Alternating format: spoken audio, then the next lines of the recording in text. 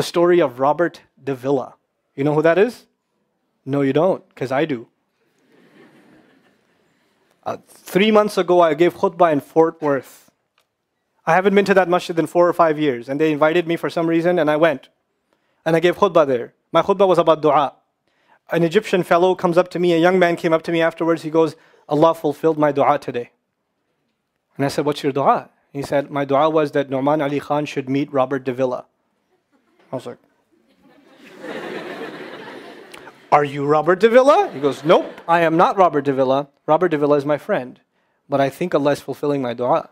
I was like, fire away, I want to know. Robert Davila is a young man who lives in a town 40 minutes past Fort Worth. He was a farmer, young guy. And he was hit with some sort of genetic disorder that kicked in later on in his life, and he became paralyzed from the neck down. And he lives in a nursing home.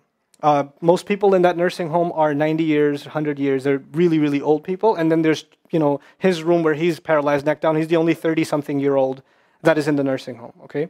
And he's been in that nursing home for the last 10 years. His family got a computer for him that's voice activated, so he can give voice commands, put a headphone on and Google stuff and search stuff so he can surf the web and find information. In his room, and by the way, staunch Christian family, the minister comes and prays for him every week and things like that. And his best friend was in the bed next to him. One of his best friends. He became best friends because he met him at the nursing home. This person was also paralyzed and he needed a new liver. Okay? A liver transplant. He was waiting for a liver transplant. And they used to talk about, God and things like that all the time. They were good friends. Finally, his best friend got a call that there's a donor available for the liver. So he's so excited. He goes, Robert, I'm going to miss you, but I'm going. I've got a donor. So they take his friend and they go into the operation, and his friend died at the operating table. Now his friend, who's also a Christian, the deceased friend, his sister, took one of the amulets of his friend, a crucifix, and she gave it as a gift to Robert. This is a reminder of your old buddy. So he hung it on the side of his hospital bed. Robert Davila lives a pretty decent life in there. The nurses take care of him. He's a happy guy. And one day he goes to sleep and he sees a man in his dream. That man says his name is Muhammad. And he says, pointing at the crucifix, God did not send messengers so they would worship the messengers. God sent messengers so you could worship God. And Jesus was just a man. He walked in the markets and he ate food. He walked in the markets and he ate food, and the dream stopped. He only knows that Jesus was just a man. He knows there's a man named Muhammad that said that to him. He said that messengers came so people could worship God and not the messengers. This is all he knows. So he starts Googling Muhammad. He finds Islam. He takes Shahada. When he takes Shahada, he wants to learn about the Quran. So he goes on these chat sessions and finds somebody needs to teach me Quran. He finds a brother in Egypt that he gets together with on Skype to try to learn Arabic. Learned the Arabic alphabet. Once he learned the Arabic alphabet, he learned to recite the Quran. He memorized 10 surahs from his hospital bed. Then he said, I'm beginning to memorize the Quran, and I'm beginning to learn about this prophet, but I need to understand the Quran. So he starts Googling how to understand the Quran. And for some reason, he ends up on my videos. And he starts watching my stuff. And he watched almost everything. And then here's the kicker. In the nursing home, there was an Egyptian fellow that used to come in and do some repair work. The Egyptian fellow has his own awesome story. The guy had basically lost faith. He wasn't religious. The nearest masjid to him was 50 miles away. So he didn't really go to Jummah much anymore. But he felt a spiritual void, so he started going to the church just to feel closer to Allah. Raised Muslim. He goes to the church just to feel closer to Allah. He's passing by Robert's room one day and he hears, وَالْعَصْرِ إِنَّ الْإِنسَانَ لَفِي خُسْرٍ. So he walks into his room and says, Robert, what are you listening to? Robert says, nothing. That was me. And the guy says, you're Muslim? He goes, yeah, I became Muslim. And now this friend is in shock. How does Allah guide someone in the middle of Churchtown, USA, in a nursing home, with a crucifix on the side of his bed that he doesn't even have the physical strength to move. And the guy himself says, I want to come back to Allah. So he tells him about his, the friend he found online, Nouman Ali Khan.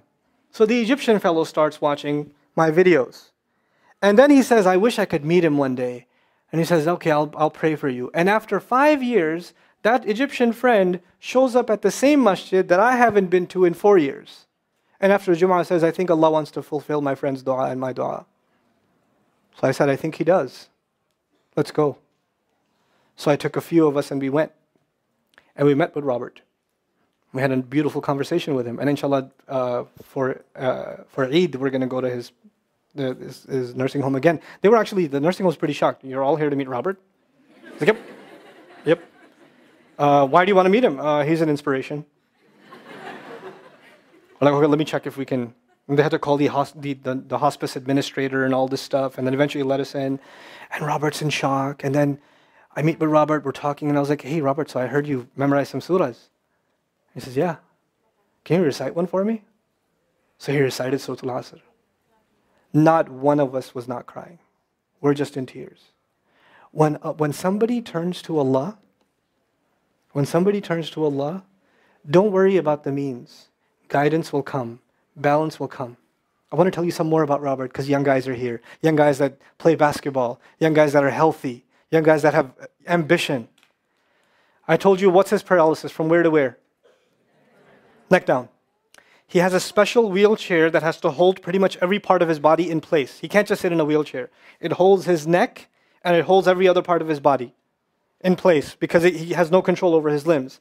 And he has to have a special van where the wheelchair locks in so that if it goes through a bump or whatever, he doesn't, receive the shock. So he made a request. He wants to go to the Friday prayer. They didn't have the special van, so they put him in a regular van. And so he went in the regular van and a few bumps and his spine got even more hurt. He went to Jumu'ah. He came back in excruciating pain. And they said, I'm sorry, Robert, you're no longer able to sit in your wheelchair. You're going to have to stay in your bed for the next 6 months at least. If you see recovery, then you can get back up again. I met him in that span. He had already been in that bed for 3 months already. And the reason he was in that bed is he went to the Jumu'ah prayer. And he told me about the Jumu'ah prayer. He said, I've never felt more peace in my life than I was in that masjid. And you know what I'm going to do, Brother Nouman? When I can sit in my chair again, I'm going to go to Jumu'ah. I'm going to go to the masjid because I've never felt like that before. There's someone who has nothing but control over his mouth and his eyes. And he says, I only find peace in the masjid. And here we are. These masajid, I don't care what ideology, what school of thought, what they're talking about in the masjid, what fitna is there. I don't care. It's still Allah's house. Just go to pray. Don't go there to talk to people. Go there to talk to Allah. Just go to talk to Allah. You're just going for you and Allah. That's it. That's it. Other things will come, but you're not going for them. You're just going there to find peace. You'll become different people. If Allah can guide Robert Davila, Allah guide everybody. And then he said, sometimes I wonder why Allah put me in this position. And then I say to myself, what am I kidding? Allah has given me so much. I am so grateful for what He gave me. And if this is the way He was going to bring me to Islam, it's all worth it. So worth it. You have Muslims that lose a little bit of health and they say, why is Allah doing this to me? And this man, if you would think, nowadays atheists argue because of suffering, there's no God. If one man has in a position to say, I don't believe in God. If there was a guy, why would I be in this position? It would be Robert Davila. That guy would say, I don't believe in God. If there was one, why would I be in this mess? And yet he's in this position, and I've never seen a face with more nur. Never. I've never seen a face that has more contentment on it. He's so satisfied with life. He's so happy. He's just happy. The last 7 or 8 khutbahs I've given are actually based on one sentence each on one sentence that he said in his conversation. Is that profound? He's a teacher to me. I consider him a teacher. He's my sheikh. Somebody says, who's your sheikh? I say, Robert Davila. Really? Is that a pizza place? Or no. The guidance is all around us. You don't have to get worried about what's not there. There's plenty there. You know what Allah did for the people of the cave?